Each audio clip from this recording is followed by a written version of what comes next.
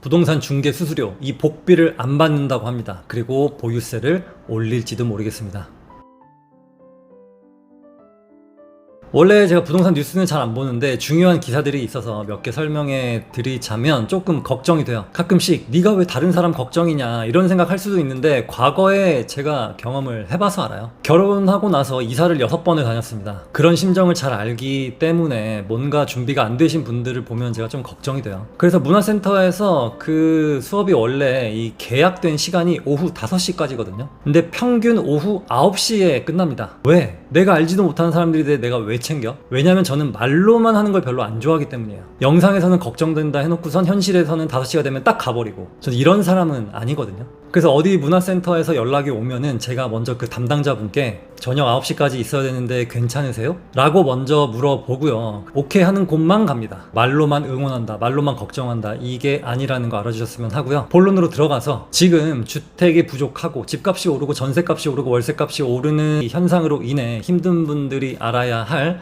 부동산 소식을 전달해 드리려고 하는데, 서울과 수도권을 중심으로 아파트 시장은 최근 몇 년간 극심한 공급 부족 현상에 이게 직면하고 있고 앞으로는 더 심해질 겁니다. 이 강동구에 있는 올림픽파크 포레온 최대 규모 12,000세대 이 가구의 전세 물건은 1.68%밖에 없다고요. 또 가락동에 있는 헬리오시티 역시 9,510가구인데 전세 매물은 2.94%밖에 없다고 합니다. 또 광장 힐스테이트 여기가 453세대인데 전세 물건이 하나밖에 없다고 합니다. 이거는 단순히 일부 아파트들만의 특수한 현상이 아니고요. 서울 경기도에서 전세 매물이 단 한 건도 나오지 않는 단지가 적지 않아요. 이것은 주택시장의 전체적인 공급 여건이 심각하게 경직되어 있음을 보여줍니다. 그래서 이 부동산 중개업을 하시는 이분들의 수익 구조는 매수자와 매도자, 또 세입자와 집주인 양측으로부터 중개 보수를 받는데, 전통적으로는 매물을 확보한 중개업소가 양측 모두로부터 수수료를 받는 구조였으나 최근에는 공동중개가 일반화가 되면서 매도인 측 중개업소는 매도자에게,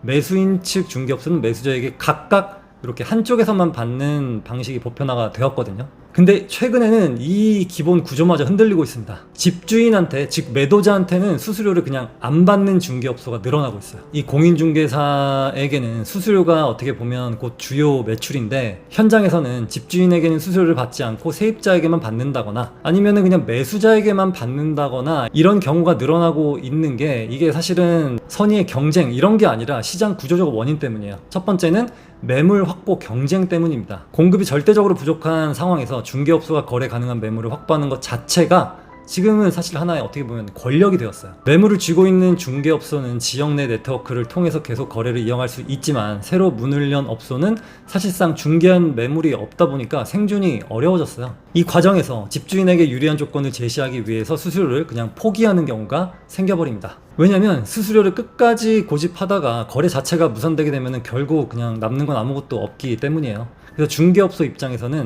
절반의 이익이라도 가져가는 편이 낫다. 즉 한쪽 보수를 포기하고서라도 거래 성사 자체가 더 큰 의미를 갖는 겁니다. 이 집주인에게 또 좋은 조건을 제시해서 신뢰를 쌓으면 이후에 매매나 재계약, 추가 의뢰로 이어질 수 있기 때문이에요. 단기 손해를 감수하고서라도 장기적 거래 관계를 확보하는 게 어떻게 보면 이분들의 전략적 선택이 되겠습니다. 이러한 이유로 공인중개사 협회의 자료에 따르면 2025년 8월 말 기준 개업 공인중개사 수는 11만 445명으로 연초 11만 1440명 대비 1000명 정도 줄었다고 해요. 또 신규 개업 수는 1360곳보다 폐업한 수 7390개보다 더 많았고요. 그리고 휴업하는 업소도 847개라고 합니다. 숫자 읽기 진짜 어렵네요. 이거는 단순한 경기 불황의 문제가 아니라 매물 부족으로 인해서 거래 자체가 줄어든 구조적 문제가 되겠어요. 거래가 없다면 중개부서가 발생하지 않고 이는 곧 업소의 생존을 위협하겠죠. 이 때문에 중개업체들은 전례 없는 선택을 하고 있습니다. 복비를 받지 않겠다라는 선언은 결국 중개업소가 시장에서 살아남기 위한 고육지책이지 않을까 싶습니다. 공급 부족이 불러올 구조적 변화는 단순히 가격 상승만을 의미하지는 않습니다. 중개업 생태 자체를 뒤흔드는 요인으로 작용하고 있고요. 매물 희소성이 커질수록 중개업소 간의 경쟁은 더욱더 치열해지고, 이는 수수료 체계의 변형으로 이어지겠고요. 그리고 앞으로도 공급 불균형이 지속된다면 수수료 할인, 집주인 무료 중개와 같은 사례는 점점 더 보편화될 가능성이 크겠습니다. 네, 다음 소식인데요. 이사갈 집이 없다고 합니다. 가을 이사철이 다가오면서 서울 전세 시장에 경고등이 켜졌는데 매년 가을은 학기 시작을 앞둔 시점으로 이사 수요가 크게 늘어나는 시기죠. 그래서 가을에 계약을 하고 이 겨울방학 때 이사를 하는 겁니다. 근데 문제는 늘어나는 수요와는 달리 시장에 나오는 전세 매물이 급감하고 있는 점인데, 전세 매물이 동인하기 시작하면서 가격은 연일 상승세를 보이고 있고 이 흐름이 단기간에 진정되기 어렵다는 것이 현장의 공통된 의견이에요. 특히 광진구, 강동구, 송파구 이쪽 요 강동권은 재건축 이주 수요가 또 예정되어 있는데요. 그 단지를 비우고 새 아파트로 들어가기 전까지 세입자들이 대거 유입되면서 전세 수요가 폭발적으로 증가할 수밖에 없습니다. 반면 공급되는 전세 물량은 극히 제한적입니다. 그 결과 매물이 시장에 나오기 무섭게 소진되고 있고 남아있는 소수의 매물은 엄청 비싸요. 다른 지역보다 이 지역들이 전세 품귀 현상이 심각한 이유는 단순히 재건축뿐만이 아니고요. 오래전부터 우수한 학군으로 주목을 받아왔기 때문에 이 강남 쪽은 가격이 지나치게 높아진 상황이고, 목동 역시 교육 인프라가 탄탄하지만 매매 가격이 너무 비싸거나 너무 아파트가 낡아서 전세를 가기에도 불편하기 때문에 상대적으로 대안지로 불리는 곳이 강동, 송파, 광진 이쪽이죠. 이 송파구 잠실학군 쪽은 강남 못지않은 입시 경쟁력을 보유하고 있고, 광진구에 있는 자양, 구이동, 또 광장동 이쪽 일대도 강북에서는 손꼽히는 학군을 갖추고 있고요. 강동구 역시 명문 고등학교가 많고 사교육 인프라가 조화를 이루면서 꾸준히 학부모들의 수요가 높습니다. 따라서 이 세 지역은 재건축 이주 수요와 학군 수요가 동시에 맞물리면서 전세 시장의 불안을 가중시키고 있어요. 이 와중에 국토부 장관님이 이런 말씀을 하셨어요. 장관 입장이 아닌 인간 김윤덕의 입장으로 보유세를 늘려야 한다고 생각한다라고 말했는데, 이게 무슨 의미일까요? 왜 이 말이 뉴스에 나올까요?